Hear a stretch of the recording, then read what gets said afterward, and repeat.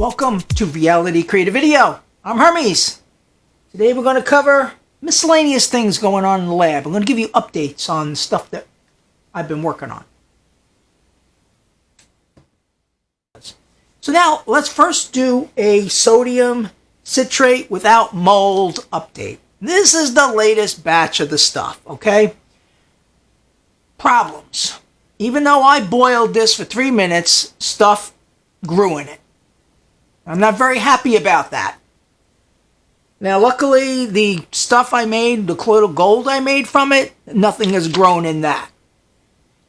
But clearly, my sterilization process did not kill off the organic stuff in here.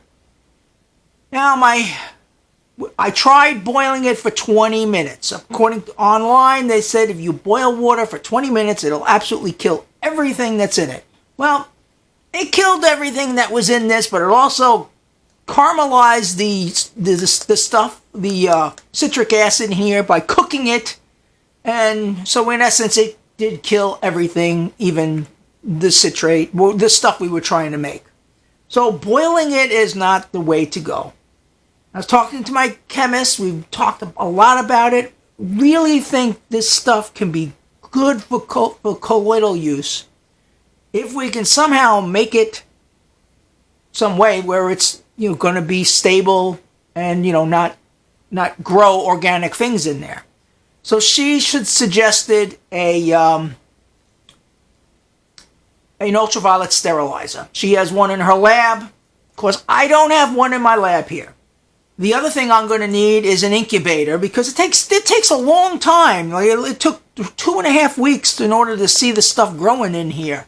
So I need an incubator so that I can make cultures and do tests to see, accelerate this stuff to a few hours or 24 hours or 48 hours instead of weeks to see if we're on the right track. So for now, what I've done is, this is just a pure test. I cooked up another batch of sodium citrate with the lemon powder and I put 10 milliliters of colloidal silver in here. As boiling is not an option because it seems to change the properties anyway of the sodium citrate. If you boil it too much and boiling it not enough doesn't work. So colloidal silver is a very good antifungal, antibacterial. I'm hoping the 10 milliliters of colloidal silver in here will be enough to stave off the stuff going on in there. Until I can get a sterilizer and an incubator and in here and do some tests on it. So, all right, that's the sodium citrate update. All right. Now, I've been experimenting with rose plasma gold and colloidal and ruby red gold, combining the two together. Now, I had to make this stuff up for the rose plasma gold. I had to make up for the video I did the other day on the different types of colloidal gold, plasma gold and low voltage electrolysis gold. Now, when you do plasma gold, there's the purple, the light purple, and there's the rose. Well, the rose is very hard to make. It takes like 90 minutes to make this stuff. So I don't usually make it, and it uses twice as much material. But I wanted it for the video. But being I had it, I started to take it, and I said, I'm going to try mixing these two together. And preliminary things show that mixing absolute ruby red and rose gold plasma seems to be a lot stronger than taking each one individually. I can't say that for certain. I'm still testing it out. I'm the only one drinking this stuff, so I have to go by my own progress for now.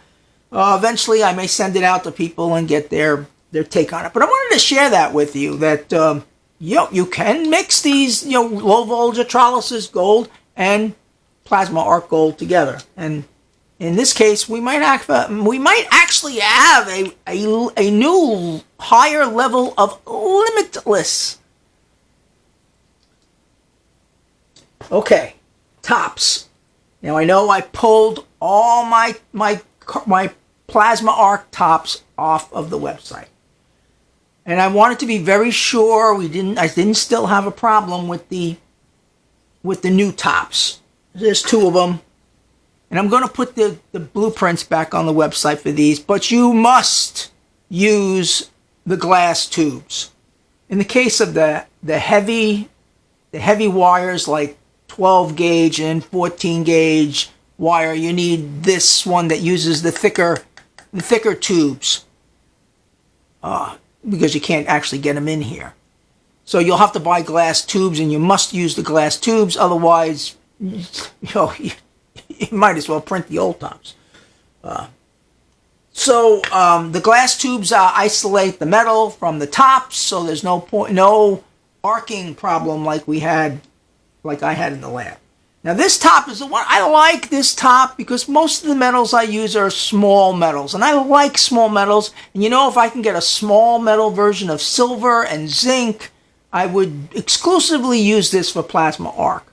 This top uses eyedropper ends. Okay, so it's really, you don't even have to buy glass tubes.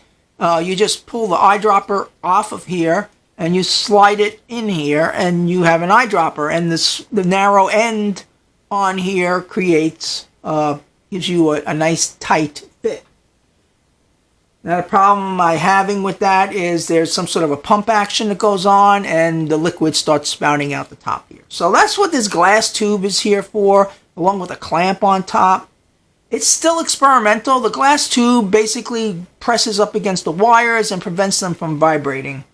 But it's still experimental. The water still backs up. So I don't know how to fix this problem, but I am working on it. I drilled a hole in one of these glass eyedropper tubes, which I'm going to put in here, which will be above the water line. I'm hoping that the air being able to come out will release stop this pumping action from happening. But I haven't tested it out yet, so that's on the list of things for me to run down this week as far as that goes. So thank you very much for visiting this website and watching my videos and recommending and subscribing. And again, if you've made it to the end of this video, you earned another cool. I'm Hermes. See you again soon.